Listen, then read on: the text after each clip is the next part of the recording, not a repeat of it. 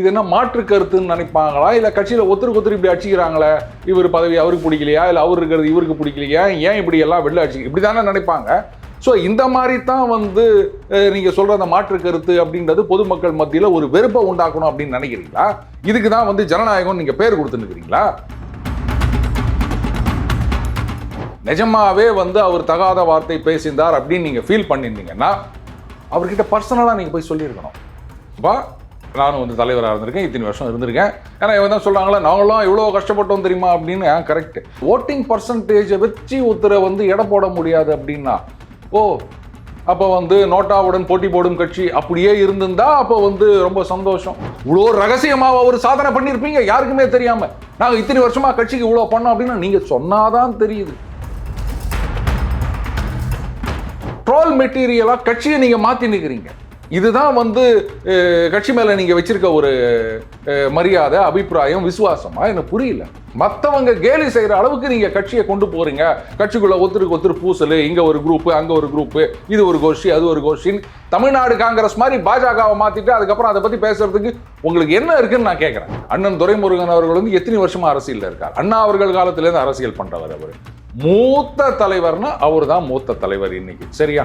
அவரே நம்ம பேசினது சரியில்லையோ அப்படின்னு நினைச்சிட்டு அப்புறம் ரஜினி கிட்ட நான் பேசிட்டேன் அப்படின்னு சொல்லியிருக்காரு. யோசிக்காம பேசுறவர் கிடையாது அவரு. அப்போ அவரே ஃபோன் பண்ணி பேசியிருக்காருன்னா யாரோ ஒருத்தர் சொல்லியிருக்கணும். பொன்னா திமுக தொண்டர்கள் 200 ரூபீஸ் மாதிரியே தான் பாஜக தொண்டர்களும் இருக்கணும்னு நினைக்கிறீங்களா? இதுக்கு பேர் தான் போட்டு வாங்குறது. சரியா மாட்டினீங்க.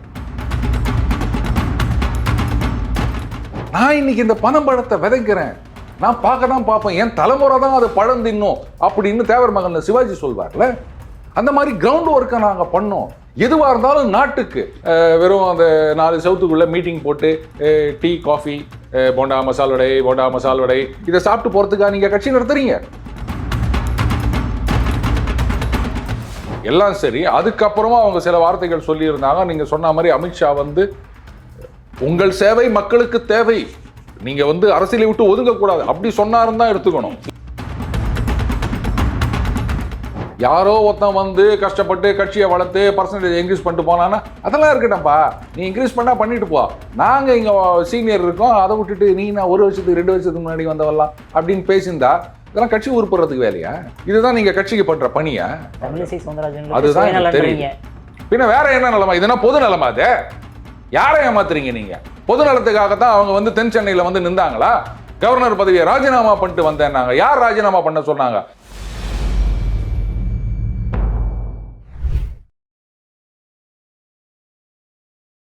இளைய பாரதம் நேயர்களுக்கு வணக்கம். இன்னைக்கு நேர்காணல் நம்மளோட சிறப்பு விருந்தினராக யார் இணைஞ்சிருக்காங்க அப்படின்னு பார்த்தீங்கன்னா, the young, the cool and the handsome காய் ஜாம்பவான் அருண் சார் நம்மளோட இணைஞ்சிருக்காரு. அவர் வீட்டுக்கு நாம வந்திருக்கோம், அதனால அவர் தான் நம்மளை வரவேற்பார். சார் வணக்கம். சார் வணக்கம் விக்ரம். சார், இப்போ நேற்றுக்கு பெரிய சர்ச்சை என்ன வெடிச்சுக்கிட்டு இருக்கு அப்படின்னு பார்த்தீங்கன்னா, பாஜகக்குள்ளேயே மிகப்பெரிய பிரச்சனை என்னவா இருக்குன்னு பார்த்தீங்கன்னா, தமிழிசை சவுந்தரராஜன் அவர்கள் பேசின பேச்சு. அதாவது அண்ணாமலை அவர்கள் பேசினோடனே ப்ரெஸ் மீட்டில் எதிர்கட்சி தலைவராக இருக்கக்கூடியவங்களெல்லாம் தகாத வார்த்தைகளில் பேசக்கூடாது, ஒரு நாகரிகமான வார்த்தைகளில் பேசணும் அப்படின்ற மாதிரி தமிழிசை சவுந்தரராஜன் சொன்ன உடனே, ஸோ நீங்கள் அண்ணாமலை எதிர்த்து பேசுகிறீங்களா நீங்கள் அப்படின்ற மாதிரி பாஜக ஒரு பெரிய சர்ச்சை வெடிக்குது. சார், அப்படின்னா அவங்களுக்கு மாறுபட்ட கருத்தை இருக்கக்கூடாதா? இது ஜனநாயகமாக பார்க்கப்படாதா? அண்ணாமலை அவர்கள் என்ன சொன்னாலுமே அதை கேட்டுட்டு போகணுமா அப்படின்ற மாதிரிலாம் இருக்குது சார். Very good Vikram. அதாவது மாற்று கருத்துக்களுக்கும் இடம் வேண்டும் அப்படின்ற உங்களுடைய ஆர்வம் என்னை புல்லரிக்க வைக்குது. ஸோ தட் நான் பேசுகிற மாற்று கருத்துக்களையும் அப்படியே எடிட் பண்ணாமல் போடுவீங்க அப்படின்னு நினைக்கிறேன். ஒரு வார்த்தையை கூட கட் பண்ணக்கூடாது. ரைட். மாற்று கருத்து வேணாம் அப்படின்னு நான் சொல்லலை, யாருமே சொல்லலை. ஆனால் அந்த மாற்று கருத்தை சொல்ல வேண்டிய இடம் எது, சொல்லுகின்ற இடம் எது அப்படின்ற ஒரு வரைமுறை இருக்கின்றது. இப்போது காங்கிரஸ் கட்சியில் பார்த்தீங்கன்னா, தமிழக காங்கிரஸ் தலைவர் செல்வ பெருந்தகை அவர்கள் அவர் என்ன சொன்னார், நாம் ஒரு காலத்தில் மற்றவங்களுக்கு சீட்டு கொடுத்துருந்தோம், இன்றைக்கி மற்றவங்க நமக்கு கொடுக்குற நிலைமையில் இருக்கோம் அப்படின்னு சொன்ன உடனே டகால் இங்கேருந்து வந்தார் அண்ணன் இளங்கோவன். என்ன சொன்னார், திமுக கூட்டணி இல்லைன்னா டெபாசிட் வாங்கி இருக்க முடியாது அப்படின்னு சொன்னார். அவர் அந்த 2014 இன்னும் ஞாபகம் வச்சுருக்கிறார், ஒரு தொகுதி தவிர மற்றெல்லாம் டெபாசிட் போச்சு அப்படின்னு. அதுக்கப்புறம் செல்வ பெருந்தகை சொன்னார், காமராஜர் ஆட்சியை அமைப்போம் அப்படின்ன உடனே இவர் சொல்லிட்டாரு, இந்த ஆட்சியே காமராஜர் ஆட்சியாக தான் நான் பார்க்குறேன். இப்போ சொல்லுங்க, இதை பார்க்குற பொதுமக்கள் இது என்ன மாற்று கருத்துன்னு நினைப்பாங்களா, இல்லை கட்சியில் ஒருத்தருக்கு இப்படி அடிச்சுக்கிறாங்களே, இவர் பதவி அவருக்கு பிடிக்கலையா, இல்லை அவர் இருக்கிறது இவருக்கு பிடிக்கலையா, ஏன் இப்படி எல்லாம் வெளில அடிச்சு இப்படி தானே நினைப்பாங்க. ஸோ இந்த மாதிரி தான் வந்து நீங்கள் சொல்கிற அந்த மாற்று கருத்து அப்படின்றது பொதுமக்கள் மத்தியில் ஒரு வெறுப்பை உண்டாக்கணும் அப்படின்னு நினைக்கிறீங்களா?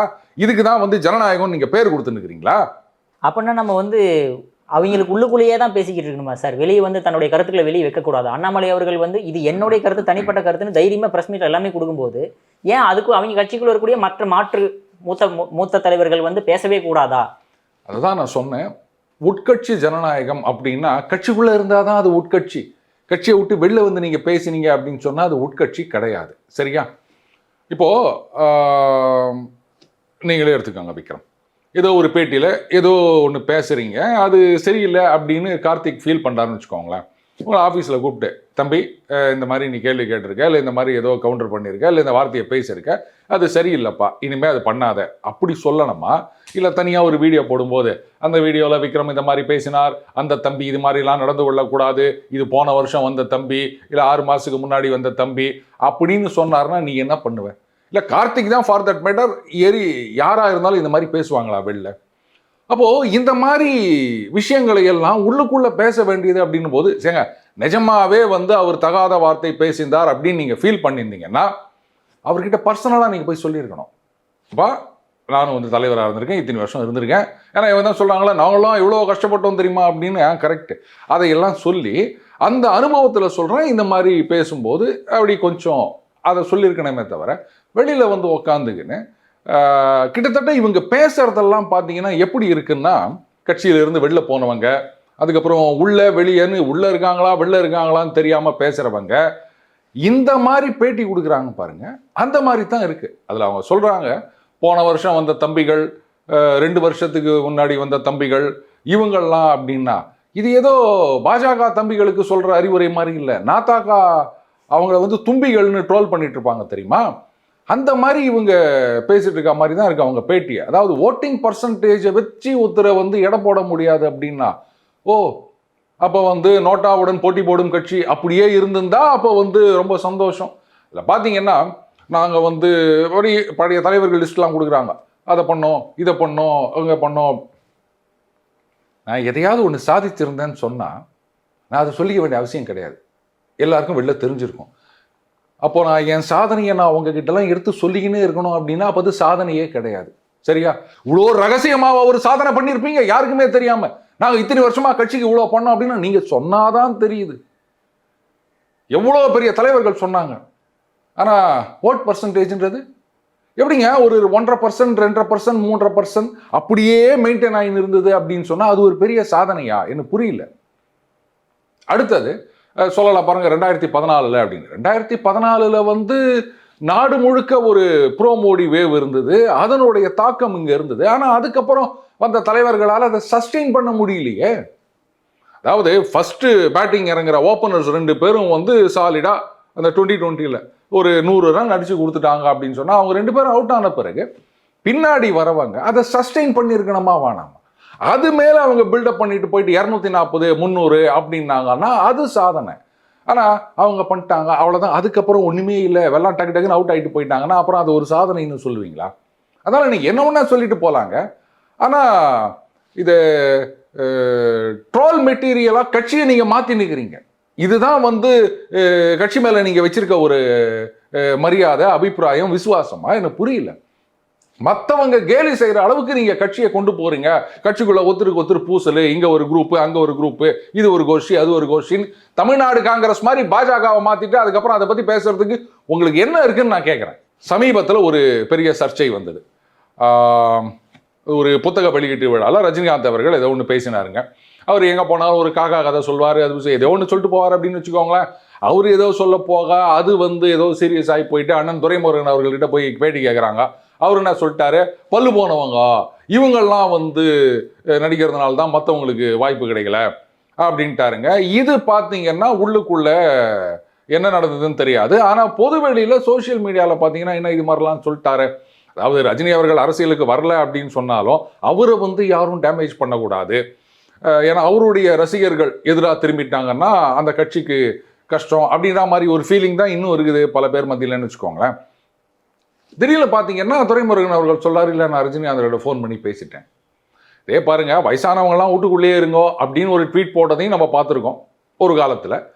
அதுக்கப்புறம் அந்த மாதிரி ட்வீட் போட்டவங்க யாரும் ஃபோன் பண்ணி பேசினதாலாம் எனக்கு தெரியலங்க. ஆனால் அண்ணன் துரைமுருகன் அவர்கள் பேசியிருக்காருங்க. அதை பேசிட்டு அதுவும் வெளில செய்தியாக வந்திருக்கு அப்படின்னு வச்சுக்கோங்களேன். இப்போ நீங்கள் எனக்கு பதில் சொல்லுங்கள். அண்ணன் துரைமுருகன் அவர்கள் வந்து எத்தனை வருஷமா அரசியலில் இருக்கார்? அண்ணா அவர்கள் காலத்திலேருந்து அரசியல் பண்ணுறவர். அவர் மூத்த தலைவர்னா அவர் தான் மூத்த தலைவர் இன்னைக்கு, சரியா? அவரே நம்ம பேசினது சரியில்லையோ அப்படின்னு நினச்சிட்டு அப்புறம் ரஜினி கிட்ட நான் பேசிட்டேன் அப்படின்னு சொல்லியிருக்கார். யோசிக்காம பேசுறவர் கிடையாது அவரு. அப்போ அவரே வந்து ஃபோன் பண்ணி பேசியிருக்காருன்னா யாரோ ஒருத்தர் சொல்லியிருக்கணும். ஏன்னா அவருக்கு மேலே இன்னைக்கு சீனியர்னு நான் யாரையும் பார்க்கல. அதனால யார் சொல்லியிருந்தாலும் அண்ணே நீங்கள் இது மாதிரி பேசினது சரியானே அப்படின்னு யாராவது கேட்டிருக்கணும். அது கட்சிக்குள்ளே இருக்கலாம், இல்லை வெளியில் இருக்கலாம், அனுதாபிகள் ஆதரவார்கள் யாரோ ஒன்றா இருக்கலாம். அப்படி இல்லாமையும் இருக்கலாம், அவரே கூட ஃபீல் பண்ணி இது பண்ணியிருக்கலாம். ஆனால் இன்னி வரைக்கும் திமுகலேருந்து யாராவது ஒருத்தர் இவர் இது மாதிரி பேசினது சரியில்லை, ரஜினிகாந்த் அவர்களை இந்த மாதிரி மறைமுகமாக தாக்கி இருக்கக்கூடாது, அது தவறு, வயதானவர்களை பற்றி இப்படி சொல்லக்கூடாதுன்னு யாராவது ஒருத்தராது சொன்னாங்களா? ஏன் இவங்க மட்டும் தமிழிசை சவுந்தரராஜன் அவர்களோட இந்த மாதிரி தகாத வார்த்தைகள் அப்படி இப்படின்னு இவங்களே வந்து எடுத்து கொடுத்துருக்காங்க எதிர்கட்சிக்கு? இதுதான் வந்து ஜனநாயகம்னு சொல்றீங்களா நீங்க? அப்படின்னா திமுக தொண்டர்கள் 200 OPs மாதிரியே தான் பாஜக தொண்டர்களும் இருக்கணும்னு நினைக்கிறீங்களா? இதுக்கு பேர் தான் போட்டு வாங்குறது. சரியா மாட்டினீங்க, ரைட். நீங்க வந்து திமுக தொண்டர்கள் மாதிரி இருக்க வேண்டாம், பாஜக தலைவர்கள் மாதிரி இருக்கணுமா வேணாமா? பாஜக உறுப்பினர்கள் பாஜக காரங்க மாதிரி தானே இருக்கணும். அதை ஒத்துக்கிறீங்களா நீங்க? எல்கே அத்வானி அவர்கள், முரளி மனோகர் ஜோஷி அவர்கள் அவ்வளோ பெரிய ஸ்டால்வார்ட்ஸ். ஜனசங்க காலத்திலேருந்து அவங்க வந்து இந்த இயக்கத்தில் இருக்காங்க.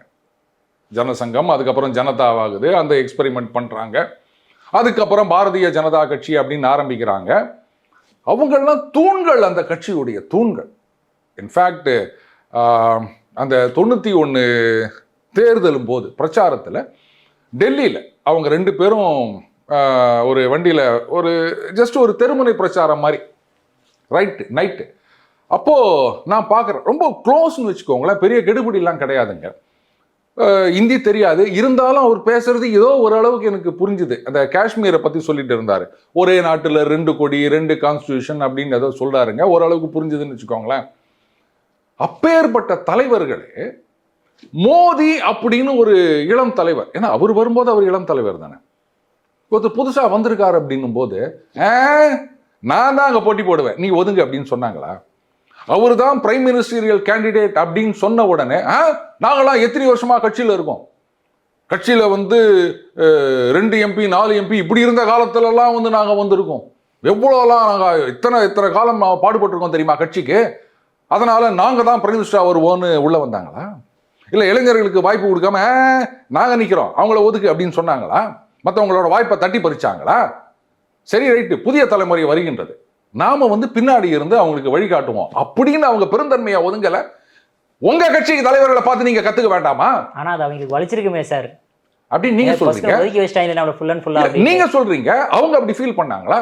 நம்ம காலம் முடிந்து விட்டது, நாம விதை போட்டோம்.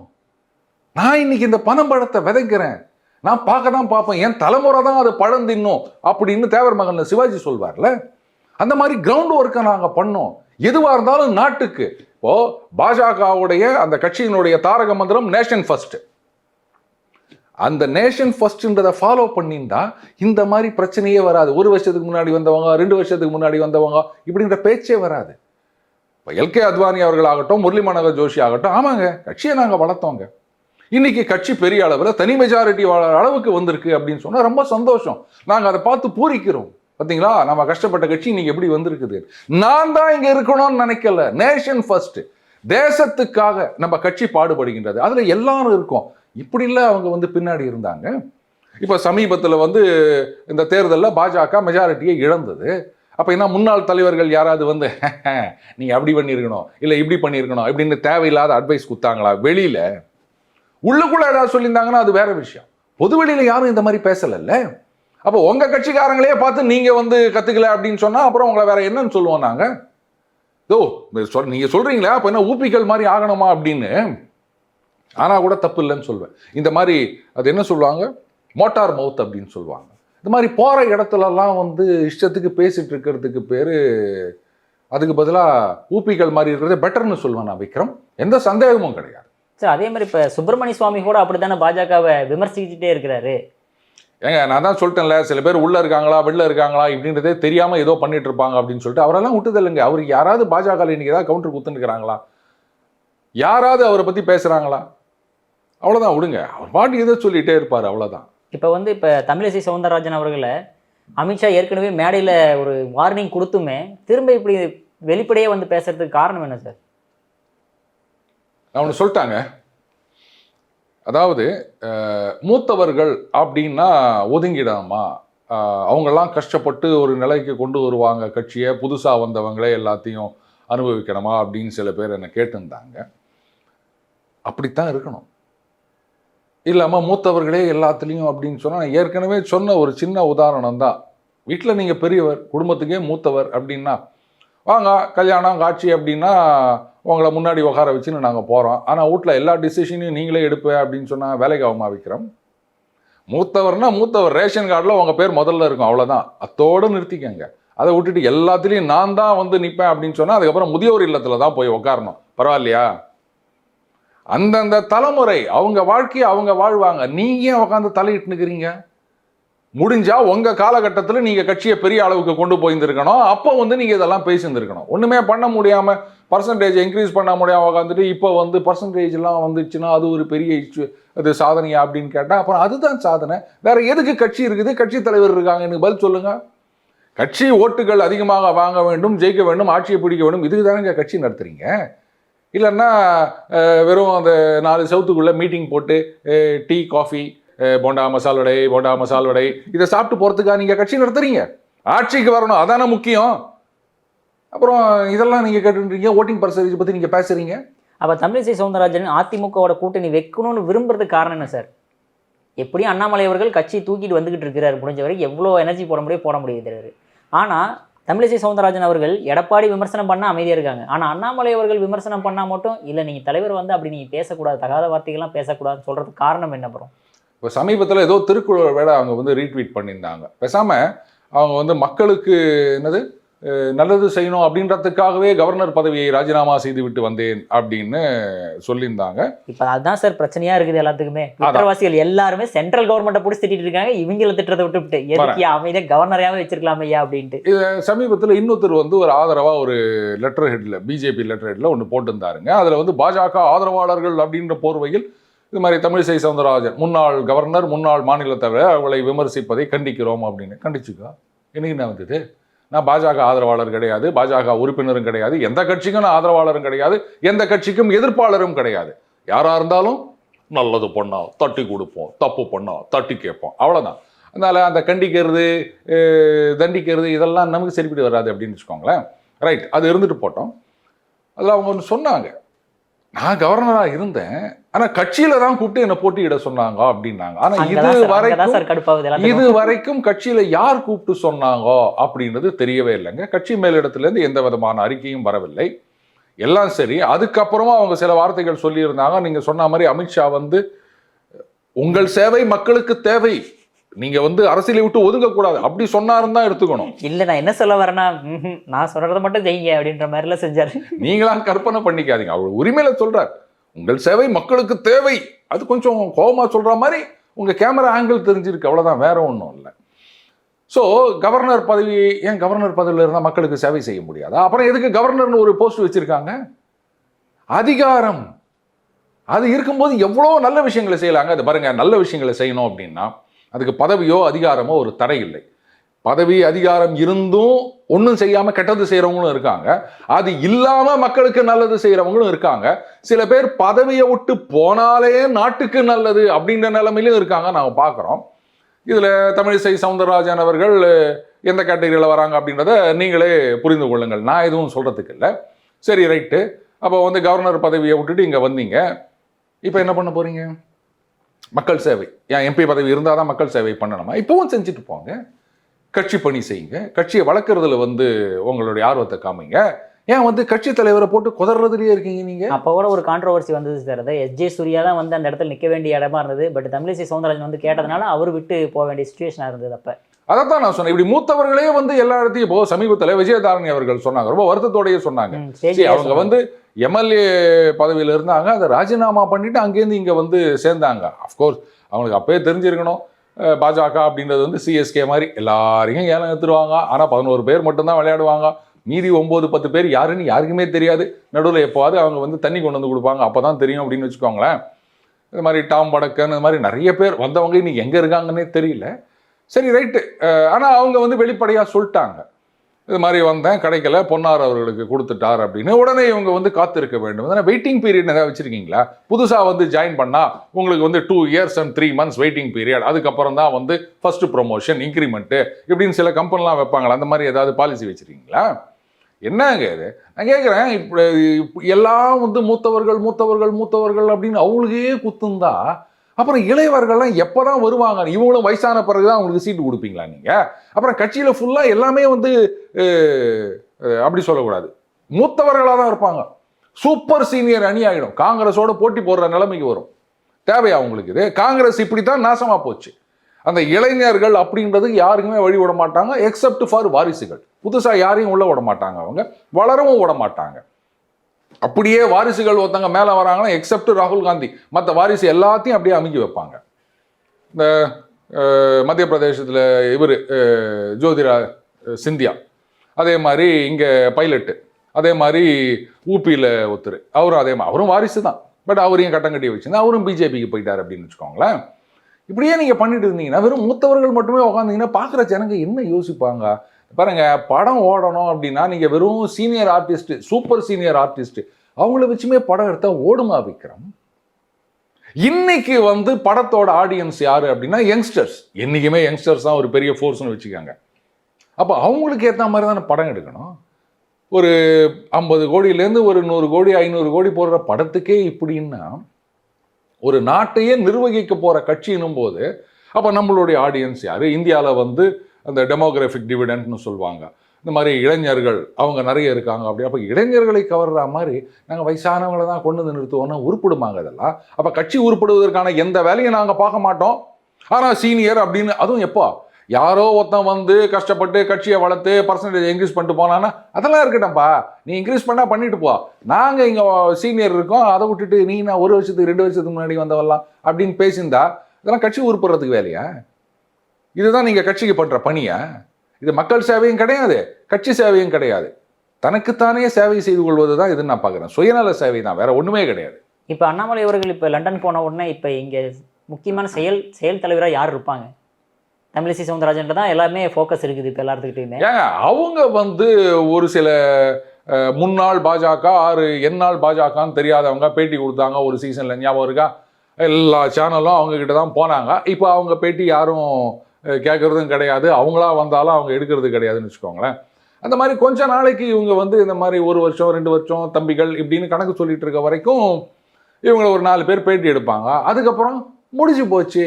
என்ன கேட்டால் பாஜகவினர் இவங்களை கண்டுக்காமல் விட்டுறது, பாஜக ஆதரவாளர்கள் பாஜகவினர் இவங்களை கண்டுக்காமல் அப்படியே விட்டுருங்க.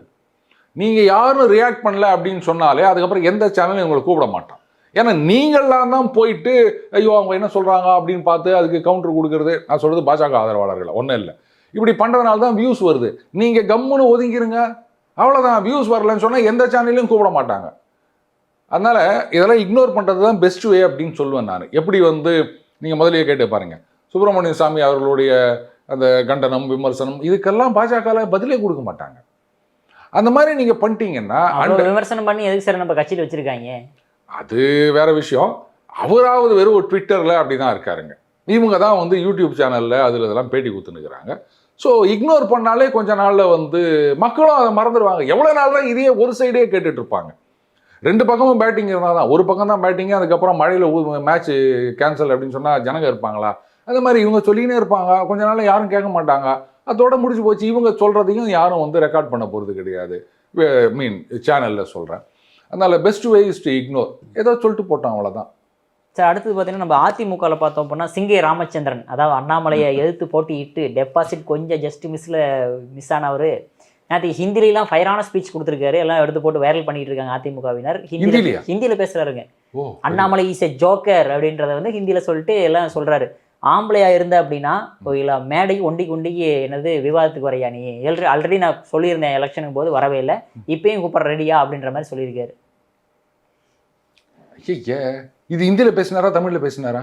அதாவது அந்த விஷயம் தமிழில் பேசிட்டு இந்த விஷயம், அதாவது இங்கே இவர் ஜோக்கர், இவருக்கு ஒன்றுமே தெரியாது, மக்களுடைய பல்ஸ் தெரியாது அப்படின்றத ஹிந்தியில் சொன்னார் சார். இல்லை, எனக்கு வந்து இந்த வடிவேலு ஏய் என் தலைவன் வந்துட்டான்டா அதுதான் ஞாபகம் வருது. ஏங்க ஒத்தைக்கு ஒத்த, ஒண்டிக்கு ஒண்டி, இதெல்லாம் வந்து இந்த காலத்துலேயுமா ஃபாலோ பண்ணிட்டு இருக்காங்க? சரி, அது ஒரு காலகட்டம். அந்த அந்த திமுக அதெல்லாம் வந்து வளர்ந்து வருகின்ற காலத்தில் இந்த மாதிரியான ஒரு பேச்சுக்கள் அப்படின்றத நம்ம வந்து திமுகலன்னு சொல்லலை, பொதுவில் இந்த மாதிரியான பேச்சுக்கள் நம்ம பார்த்துருக்கோம். ஒத்தைக்கு ஒத்த வரியா, நீ பெரியவனா நான் பெரியவனா பார்த்துடலாமா அப்படின்ட்டு தெருவில் சண்டை போடுறவங்கலேருந்து ஸ்கூல் பசங்க வரைக்கும் இது மாதிரிலாம் பண்ணி பார்த்துருக்கோம் நம்ம. அது ஒரு காலகட்டம்னு வச்சுக்கோங்களேன். அதாவது அந்த கல்ச்சுரல் ஷிஃப்ட்டு. இன்றைக்கும் அதே டைலாக பேசியிருந்தா சரி ரைட்டு, நீங்கள் அந்த கருத்து மோதல், வார்த்தை மோதல் அதை விடுங்க, தேர்தல் மோதல்லையே ஊற்றிக்கின்னு போயிடுச்சு இல்லை. இதில் வேற அவர் சொல்லியிருந்தார், அண்ணாமலையெல்லாம் ஒரு ஆளா அப்படின்னு கேட்டிருந்தாரு. அப்புறம் அவர் ஒரு ஆளானா அவரை போய் போட்டிக்கு கூப்பிடுறீங்க, ஆளே இல்லைல்ல, அப்புறம் ஏன் போட்டி கூப்பிடுறீங்க? அப்போ இந்த மாதிரி ஆளே இல்லாத ஆளை கூப்பிட்டாதான் நாங்கள் ஜெயிக்க முடியும் அப்படின்னு ஏதாவது நினச்சின்னு இருக்கிறாரா? இதெல்லாம் என்னங்க பேச்சுது, காமெடி. அதாவது சமீப காலத்தில் நான் பார்க்குறேன், அதிமுக வந்து நீங்களாம் என்ன எங்களை ட்ரோல் பண்ணுறது, நாங்களே எங்கள் ட்ரோல் பண்ணிக்கிறோம் அப்படின்னு ஆரம்பிச்சிட்டாங்க போல இருக்குது. அடுத்தவங்க ட்ரோல் பண்ணுறதுக்கு சான்ஸே கொடுக்கக்கூடாது அப்படின்னு. அவர் நாடானா அன்றைக்கி பொன்னையன் அவர்கள் உட்காந்தீங்கன்னு 8,02,2041 கூட அவர் சொல்வார், ராஜாஜியை விட நினைவாற்றல் உடையவர் அப்படின்னு. ஆச்சரியமாக இருந்திருக்கும் பக்கத்தில் இருந்து கேட்குறவங்களுக்கு. அந்த மாதிரி அவர் ஒரு பக்கம் பில்டப் கொடுத்துன்னுக்கிறாரு, இவர் இந்த பக்கம் இதை கொடுத்துன்னுக்கிறாரு. தோற்று போயிட்டார்ல இவர், 3வது இடமும் இன்னும் இல்லை. 10,000 ஓட்டு கொஞ்சம் கம்மியாக இருந்தாருன்னா டெபாசிட் போயிருங்க சார் அவருக்கு. அப்புறம் இப்படி அவர் இதெல்லாம் கேட்டுனுக்கிறாரு. சரி விடுங்க, அதான் இந்த காமெடி பட்டது முடிவு பண்ணிட்டாங்க. நான் நினைக்கிறேன் இப்போ சினிமாலாம் கூட சீரியஸ் படத்தோட காமெடி படத்துக்கு தான் இது அதிகம். அதனால் முக்கியமாக நம்ம அண்ணன் சீமான் அவர்கள் இருக்கார்ல, ஸோ அவர் நிறைய காமெடி பண்ணிட்டு இருக்கிறதுனால ஓகே காமெடிக்கு ட்ரெண்ட் இருக்குது அப்படின்னு நினச்சிட்டு இவங்களும் இதே மாதிரி ஃபாலோ பண்ண ஆரம்பிச்சிட்டாங்க போல இருக்குது ஏடிஎம்கே. அது காமெடி யார் பண்ணுறது அப்படின்றதும் ஒன்று இருக்குங்க. எல்லாரும் காமெடி பண்ணால் எடுபடாதுங்க. நம்ம உலகநாயகன் காமெடி பண்ணால் எடும், ரஜினி காமெடி பண்ணால் கூட ஈடுபடுங்க. அதே மாதிரி தான் சார் இன்னொரு காமெடி நடந்தது. என்னன்னா, தயாநிதி மாறன் அவர்கள் இபிஎஸ் மேலே ஒரு கேஸ் போட்டிருந்தாரு சார். அதாவது தப்பான, அதாவது சொந்த தொகுதியில் கூடிய நிதியை தப்பாக யூஸ் பண்ணுறான்ற மாதிரி. அதுக்கு வந்து இவங்க தரப்பில் என்ன சொல்லியிருக்காங்க அப்படின்னு பார்த்தீங்கன்னா, இந்த மாதிரி 70 வயசுக்கு மேலே இருக்கிறதுனால, அவர் கொஞ்சம் சரியில்லாததுனால அவர் வந்து நேரில் ஆஜராததுக்கு கொஞ்சம் விளக்கு கொடுங்க அப்படின்ற மாதிரி கேட்டிருந்திருக்காங்க. இதுவும் மிகப்பெரிய ட்ரோல் மெட்டீரியல் ஆச்சு சார் அவருக்கு. அது கரெக்டு, பட் அதை வந்து நான் தப்புன்னு சொல்ல மாட்டேங்க. ஏன்னா நார்மலாகவே வந்து பல காரணங்களுக்காக பர்சனல் அப்பியரன்ஸ் அப்படின்றதுலேருந்து விலக்களிக்க வேண்டும் அப்படின்னு மனு போடுவாங்க, அது கொடுப்பாங்க. அதுக்கு என்னென்ன காரணம்னா சொல்லுவாங்க. ஏன் அப்படி பார்த்தீங்கன்னா உதயநிதி ஸ்டாலின் அவர்கள் கூட சமீபத்தில் ஏதோ ஒரு வழக்கில் அந்த பர்சனல் அப்பியரன்ஸ்லேருந்து விலக்கு வேணும்னு கேட்டார்னு நினைக்கிறேன், இந்த சனாதன தர்மம் கேஸு. சரி, இது வந்து லீகலாக இருக்கிற ஒரு விஷயம், அதை வந்து அவங்க பயன்படுத்திக்கிறாங்க. அதை நான் வந்து தப்புன்னு சொல்லலை. ஆனால் அகெயின் இது ஏன் வந்து ட்ரோல் மெட்டீரியலாக மாறிச்சு அப்படின்னு கேட்டால், இவங்க வழக்கமாக எல்லாமே இப்படி பண்ணிட்டு இருந்தாலும் இதுவும் அந்த காமெடியில் ஒரு பார்ட் ஆகிடுச்சுங்க. அதுலேயும் திமுகவில் கேட்கணுமா, கதறினார் குமரினார் அப்படி இப்படின்லாம் போட்டு கிழின்னு கிழிச்சிட்டாங்க. என்ன காரணம்? நமக்கு நாமே வச்சுக்கணும் ஆப்பு, நாமே நம்ம ட்ரோல் பண்ணுறோம்னா இங்கே வந்துட்ட பிறகு இப்போ அடுத்தவன் ட்ரோல் பண்ணும்போது இன்னும் எஃபெக்டிவாக தான் இருக்கும். அதுதான் சொன்னேன், காமெடியில் இறங்கிட்டாங்க அதிமுக. அவங்களுடைய ரியல் ஸ்ட்ரென்த் என்ன அப்படின்றத பற்றி அவங்க யோசிச்சதா தெரில. அஃப்கோர்ஸ் அந்த ஸ்ட்ரென்த்தெல்லாம் இப்போ போயிடுச்சு, அது வேறு விஷயம். அப்போ அது இல்லைன்னா அதுக்கு மாற்று என்ன அப்படின்னு யோசிக்காமல் இப்படி ஆளாளுக்கு ஏதோ ஒன்று நமக்கு நாமே ட்ரோல் பண்ணியிருந்தாங்கன்னா அதெல்லாம் உருப்படும்னு நினைக்கிறீங்களா? இப்படி ஒரு கட்சியோட பாஜக கூட்டணி வைக்கணும் ஏங்க, விளங்குமா அது? இனி அவ்வளோதான். நான் சொன்னேன் 2024 எலிமினேட்டர் மேட்ச் அப்படின்னு சொன்னேன். So ADMK eliminated. ஏடிஎம்கே ஒரு சீட்டில் கூட ஜெயிக்காது முட்டை அப்படின்னு சொன்னேன். திமுக கிளீன் ஸ்வீப் ஒரு பாசிபிலிட்டின்னு நான் சொன்னேன். நடந்ததா இல்லையா? உடனே நான் என்ன ஜோசிக்காரன் அப்படின்லாம் கேட்காதீங்க. ஸோ அந்த எலிமினேட்டர் மேட்ச்சில் ஏடிஎம்கே வந்து நீங்கள் எலிமினேட் பண்ணிட்டீங்க. இப்போ அந்த இடத்த பாஜக கொண்டு வந்து ரொப்பணும் அப்படின்னு சொன்னால் அதிமுக மறுபடியும் வா அப்படின்னு அவங்களோட போனோன்னு சில பேர் பேசினா இதெல்லாம் உருப்படுமா? அதாவது சரி தனியாக நின்று ஜெயிக்கலை, அட்லீஸ்ட் அவங்களோட கூட்டணி சேர்ந்துக்கின்னு அப்போ திமுக மீதான எதிர்ப்பு, அதனால் இந்த 2 ஓட்டும் சேர்ந்து நாம் வந்து ஜெயிச்சு எம்பி ஆக முடியுமா அப்படின்ற ஒரு சுயநலம் தான் என் கண்ணுக்கு தெரியுதே தவிர, கட்சி வளரணும், நாடு வந்து முன்னேறணும், அதுக்கு கட்சி வந்து தனியாக ஆட்சியை பிடிக்கணும் அப்படின்ற நேஷன் ஃபர்ஸ்ட்ன்றது சுத்தமாக மறந்துட்டாங்க போல இருக்கு தமிழிசை சவுந்தரராஜன். அதுதான் தெரியும். பின்ன வேற என்ன நிலைமை? இதுனா பொது நிலைமை? அது யாரை ஏமாத்துறீங்க நீங்க? பொது நலத்துக்காகத்தான் அவங்க வந்து தென் சென்னையில் வந்து நின்றாங்களா? கவர்னர் பதவியை ராஜினாமா பண்ணிட்டு வந்தேன்னாங்க. யார் ராஜினாமா பண்ண சொன்னாங்க? கட்சியிலேருந்து யாராவது ஒருத்தரை சொல்லுங்க. அமித்ஷா சொன்னாரா? மோடி சொன்னாரா? இல்ல ஜேபி நட்டா சொன்னாரா? யார் சொன்னாரு உங்களை ராஜினாமா பண்ணிட்டு வாங்க அப்படின்னு? யாராவது ஒருத்தரை சொல்லுங்க. கட்சி மேலிடத்துலன்னு சொல்லுங்க. இன்னைக்கு ஆமா நாங்க தான் அவங்களை ராஜினாமா பண்ணிட்டு நிக்க வச்சோம் அப்படின்னு சொல்லுங்களேன். யாருமே சொல்லல. அப்புறம் இதை சுயநலம் சொல்லாம வேற என்னன்னு சொல்லுவாங்க? மக்கள்ல ஃபீல்டில் இறங்கி வேலை செய்யணும் ஆசைப்பட்டு போங்களா, அதனால எம்பி தேர்தல் நிக்கலாமேன்னு வந்திருக்காங்க கவர்னர் பதவி விட்டுட்டு. ஏன்னா அடிக்கடி பிரஸ் மீட்லயும் சொல்லியிருக்காங்க, கவர்னர் பதவி விட மிகப்பெரிய பதவி என்னங்க இருக்குது, அதையே விட்டுட்டு மக்களுக்கு சேவை செய்யறதுக்காக எம்பிஐ வந்திருக்குங்க அப்படின்னு தான் சொன்னாங்க. அதுக்காகவே இருக்கலாமே. என்ன கூட ட்ரம்ப்போட கேம்பெயின் கமிட்டி மெம்பரா கூப்பிட்டாங்க. நான் அதெல்லாம் வர முடியாது, தமிழக மக்களுக்கு டெய்லி பஞ்சில் நான் ஏதாவது கருத்து சொல்லணும், டெய்லி இல்லாட்டாலும் 1 to 1 நாளா அப்படின்றதுக்காக நான் இங்கே கண்டினியூ பண்ணுறேன் அப்படின்னு சொன்னால் நீ நம்புவியா? அதே மாதிரி தான் அதையும் நான் நம்ப முடியல. போயா, நான் சொல்கிறத நம்பலைன்னா அவங்க சொல்கிறதையும் நான் நம்ப மாட்டேன். போயிட்டு வாங்க. Okay sir. அடுத்து பார்த்தீங்க அப்படின்னா நம்ம ஸ்டாலின் அவர்கள் அமெரிக்கா போயிருக்காருங்க சார். போன உடனே வரவேற்பு வேற லெவலில் வரவேற்பு போல் எல்லா ஃபேமிலி மெம்பர்ஸும் வந்து வரவேற்பு கொடுத்துருக்காங்க. அமெரிக்காக்காரங்க யாரும் பார்த்த மாதிரி தெரில. ஆனால் இப்போ ஒரு ஃபோட்டோ ரொம்ப வைரலாகுதுங்க சார். அதாவது டைம் ஸ்கொயரில் வந்து ஸ்டாலின் அவர்களுடைய ஃபோட்டோ வந்திருக்கிறதா போடப்பட்டிருக்கு. அது உண்மையான நியூஸ்? அது நான் பார்த்தேங்க. முதல்ல வந்து சில பேர் கேட்டிருந்தாங்க இதுக்கு எவ்வளோ செலவாச்சு, இதெல்லாம் யார் செலவு அப்படின்னு கேட்டிருந்தாங்க. அதுக்கப்புறம் பார்த்தீங்கன்னா அதை போட்டு இந்த ஒரு சேனல் வந்து அந்த ட்வீட்டை டெலிட் பண்ணிட்டாங்களா என்னன்னா அது ஃபோட்டோஷாப்னு சில பேர் சொன்னாங்க. இப்போ மறுபடியும் என்ன ட்ரால் பண்ணிட்டு இருக்காங்கன்னா பாருங்க இவங்க வந்து ஃபேக் இது. அதை எப்படி கண்டுபிடிக்கிறாங்கன்னா பக்கத்தில் இன்னொரு ஏதோ ஒரு ஃபோட்டோ இருக்கான், அது ஏதோ டேட் இருக்கு போட்டிருக்காங்கன்னு வச்சுக்கோங்களேன். ஸோ இதெல்லாம் வந்து நிறைய பேர் பண்ணிட்டு இருக்காங்க. ஏன் இந்த மாதிரிலாம் பண்ணுறீங்க அப்படின்னு. சரி ரைட்டு, அதுக்கு நிறைய thousands of dollars ஆகும் போல இது, ஃபோட்டோஷாப்பில் சிம்பிளாக முடிச்சிடலாம் அப்படின்னு நினச்சாங்களா என்னன்னு தெரியல. இதெல்லாம் என்ன தேவையில்லாத வேலைன்னு எனக்கு புரியலைங்க. அதில் சில பேர் பார்த்தீங்களா இந்த ரஷ்யா ஸ்டாலினுக்கு மேலே இப்போ வந்து திராவிட ஸ்டாலினை பார்த்து மிரள போகிறாங்க அமெரிக்காவில் அப்படின்னு. அப்புறம் பார்த்தீங்கன்னா நெப்போலியன் அவர்கள் வந்து வரவேற்றார், அவர் அமெரிக்காலேயே செட்டில் ஆயிட்டாரு அப்படின்னாங்க. ட்ரம்ப் ஏன் வரல? ஜோ பைடன் ஏன் சும்மா தானே இருக்காரு? அவர் எலெக்ஷனில் வேற நான் போட்டி போட போகிறதுலன்னு சொல்லிட்டாரு. நம்ம கமலாக்கா தான் அங்கே போட்டி போட்டுனுக்கிறாங்க. சும்மா இருக்கும்போது வந்து வரவேற்றிருக்கலாம். ஏன்னா அங்கே நிறைய பேர் அப்பாயின்மெண்ட் கேட்டிருக்காங்கன்னு சொல்லியிருக்காங்க. இந்த 19 நாள் 10 மாதம் தெரியல, ஏகப்பட்ட பேர் இன்வெஸ்ட் பண்ணணும், அதுக்காக வந்து அப்பாயின்மெண்ட் கேட்டிருக்காங்க, என்ன பண்ண போகிறது தெரியல அப்படின்னு முதலமைச்சர் அவர்கள் சொல்லியிருந்தாரு. என்னங்க ஒரு பெரிய ஒரு திராவிட மாடல் தலைவர் அமெரிக்கா வராரு அப்படின்னு சொன்னால் இவங்கெல்லாம் இது மாதிரி பண்ணுறாங்க. சரி, விரைவிலே அவர்களுக்கு ஒரு பாடம் புகட்டுவோம். திராவிட மாடல்லாம் என்ன அப்படின்றத வந்து நாம் அவங்களுக்கு கற்றுக் கொடுப்போம். இருந்துட்டு போட்டோம். துர்கா ஸ்டாலின் அவர்களும் அங்கே போயிருக்காங்களே இன்வெஸ்ட்மெண்ட்டுக்கு வர்றதுக்கா? அது ஏங்க அவரு போறாருன்னும் போது இவங்க போகிறாங்க. அவங்களுக்கெல்லாம் குடும்பத்தோடு போகிறதுக்கு பர்மிஷன் இருக்கும்னு நினைக்கிறேன். ஏன்னா உயரதிகாரிகளே வந்து பல பேர் டூர் போகும்போது ஃபேமிலியோடு போகிறதுக்கு பர்மிஷன் இருக்குதுன்னு நினைக்கிறேன். அதிகாரிகளுக்கே இருக்கும்போது ஆட்சியாளர்கள் அவ்வளோ இருக்கக்கூடாதா? அதனால் அது வந்து நான் இதுன்னு சொல்லலை. பொதுவாக அமைச்சர்கள்லாம் போனாங்கன்னா குடும்பத்தோடு போகிறது அப்படின்றத நம்ம பார்க்குறோம். ஆனால் நீங்கள் போங்க வாங்க, நான் இல்லைன்னு சொல்லலை. ஆனால் அதுக்கப்புறம் இன்வெஸ்ட்மெண்ட் என்ன வந்ததுன்றதை மட்டும் சொல்ல மாட்டேங்கிறீங்களே. வெள்ளை அறிக்கை கொடுங்க, வெள்ளை அறிக்கை கொடுங்கன்னா சரி வெள்ளை வானாங்க, ஒரு வந்து ரோஸு இல்லை ஒரு ஊதா இல்லை ஒரு பச்சை ஒரு மஞ்சள் வேணாம். மஞ்சள் அறிக்கைன்னா அது நம்ம ஊரில் வேறு இது சொல்கிறாங்க, மஞ்சள் கருதாசின்றாங்க, அது வேண்டாம். ஒரு டார்க் ப்ளூ அந்த மாதிரி ஏதாவது ஒரு அறிக்கை கொடுத்தா கூட நல்லாயிருக்கும். எவ்வளோ வந்தது, எவ்வளோ இன்வெஸ்ட்மெண்ட்டு, எவ்வளோ வேலை வாய்ப்புகள் அப்படின்னு சொன்னீங்கன்னா நமக்கு ஒன்றும் வயிறு நிறைய போகிறது இல்லைங்க. அவ்வளோ வேலை வாய்ப்பு வந்துதா? ஒரு பாட்டு ஒன்று இருக்குல்ல, ஒரு பொய்யாவது சொல் கண்ணு, அந்த மாதிரி இவ்வளவு வேலை வாய்ப்புகள் வந்தது அப்படின்னாது சொல்லுங்க. எந்தெந்த கம்பெனி வந்தது அப்படின்னு சொன்னாதானங்க நமக்கு தெரியும். இல்லாட்டா எப்படிங்க ஜனங்களுக்கு தெரியும்? அதனால் அது ரொம்ப முக்கியம். சொல்லிக்கினே இருக்கலாம் இவ்வளோ இன்வெஸ்ட்மெண்ட் கழுத்து போட்டுக்கிறோம் அப்படின்னு சொல்லிட்டு லூலு மாலை தவிர ஒன்றுத்தையும் காணோம். அந்த லூலு மால்லையே ஒரு சிக்கல் இருக்குதுங்க. இது எனக்கு ஒன்றுமே புரியல. ஏன் எதிர்கட்சிகள் யாரும் வந்து வாயை திறக்க மாட்டேங்கிறாங்கன்னு நல்லா யோசிச்சு பாருங்க. தேர்தல் அறிக்கையில் நம்ம என்ன சொல்லிக்கிறோம்? இந்த சில்லறை வணிகத்தில் அந்நிய முதலீட்டுக்கு எதிர்ப்பு, இதுதான் நம்ம கொள்கை.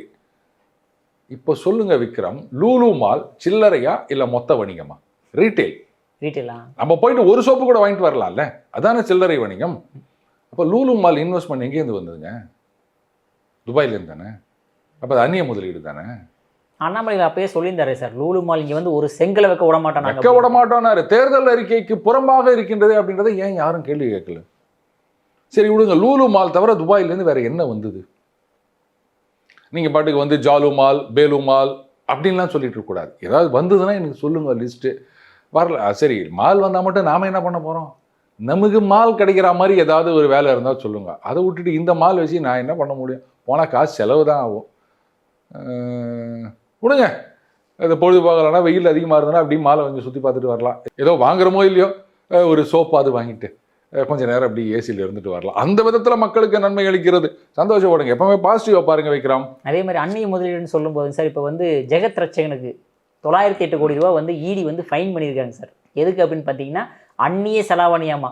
தமிழ்நாடு மக்களுக்கு உள்ளூர் செலாவணிக்கே வக்கு இல்லாமல் இருக்குது கவுண்டமணி சொல்கிற மாதிரி, இதில் அந்நிய செலாவணி முதலீட்டில் வந்து அவர் வந்து முறைகேடு பண்ணியிருக்காருன்ற மாதிரி கேஸ். இதோட பின்புலம் என்னங்க சார் அது?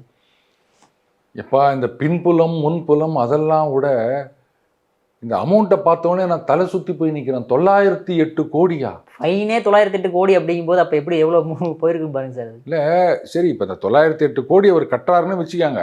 அஃப்கோர்ஸ் இதுக்கு எப்படியும் அப்பீல் போவாங்க, மேலே அப்படின்னு அது அடுத்த கோர்ட்டு அப்படின்னு போகத்தான் போகிறாங்க. ஆனால் 908 கோடி பெனால்ட்டி அப்படின்னா கட்டலைன்னா கூட பிரச்சனை இல்லைங்க. கட்டிட்டாருன்னு வச்சுக்கோங்களேன், ஜனங்க கண்ணில் இந்த 908 கொடுக்க முடிந்தது 910 ஞாபகம் இருக்கா? அன்பே சிவம் அந்த மாதிரி வர தேர்தலில் எல்லாரும் இந்த 908 தெருமுருகை எழுதி வச்சிருவாங்களே. அட்லீஸ்ட் அது வரைக்குமாவது ஏதாவது அப்பீல் இழுத்தடிக்கணும் அப்படின்னு நினைக்கிறேன். தப்பி தவறி கட்டிடக்கூடாது. நாம ஒரு விலையில ஆலோசனை கொடுப்போமே. அண்ணாமலை அவர்கள் வந்து இந்த டிஎம்கே ஃபைல்ஸ் விடும்போது ஜெகத் ரட்சகன்ட்டு 50,000 கோடி ரூபா சொத்து மதிப்பு இருக்காமா சார்? இல்லை இதில் ஒன்று பார்க்கணும். இந்த மாதிரி பாஜக திமுகவை நெருங்குகிறது, கேஸ் எல்லாம் இவங்க வந்து ஊற்றி மூட போகிறாங்க அப்படின்னு சொல்லியிருந்தாங்க. என்னங்க டகால்னு வந்து ஒரு புதிய திருப்பமாக 908 கோடி அப்படின்ட்டாங்க. அப்போ நெருக்கம் அப்படின்றதெல்லாம் பொய்யா கோபால்? பாஜக வந்து திமுக விட்டுருவாங்க அப்படின்னு சொன்னதெல்லாம் பொய்யா கோபால்? உங்களுக்கு ஏதாவது தெரியுமா விக்ரம்? அண்ணாமலை அவர்கள்லாம் தெளிவுபடுத்திட்டாரு சார் மேடையிலேயே. என் பாஜக ரத்தம் ஓடுற வரைக்கும் திமுகவோட கூட்டணியே கிடையாது அப்படின்ட்டு. அதே மேடையில் தான் தமிழிசை அவர்களையும் லைட்டாக சொல்லிட்டு போனார். ஆனால் அவங்க கேட்க மாட்டேங்கிறாங்க. ஏங்க நீங்கள் எப்போதாங்க எங்களை எம்பி ஆக விடுவீங்க? எனக்கு எம்பி ஆக வேண்டும் என்ற ஆசை இல்லையா? அப்போ ராஜ்யசபா எம்பி சீட்டு கொடுத்து உட்கார வச்சிட வேண்டியதானே சார்? ஏன் நான் என்ன சொல்கிறேன், அவங்களே இல்லை. அந்த மாதிரி எல்லாருக்கும் ஆசை இருக்கலாம். அது அவங்களுக்கு ஆசை இருக்குன்னு நான் சொல்லலை. எனக்கு ஆசை இருக்குன்னு ஒரு பிட்டை போட்டு விட்டேன். நீ தரமாட்டேன்னு சொன்னீங்கன்னா அப்புறம் உன்னை பற்றி நான் தாறுமாறாக பேச ஆரம்பிப்பேன். ஜாகிரதையாக இருந்துக்கும். உங்களுக்கு பொன்னான நேரத்தை இளைய பாரத நேரங்களுக்கு ஒதுக்குனதுக்கு மிக்க நன்றி சார். நன்றி வைக்கிறோம்.